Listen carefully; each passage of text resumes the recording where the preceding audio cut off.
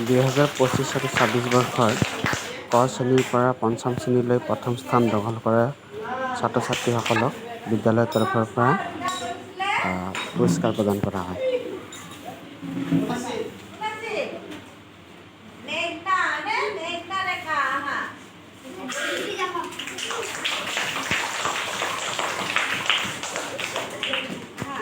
প্ৰথম স্থান দখল কৰা শ্ৰেণী অনুযায়ী তেওঁলোকক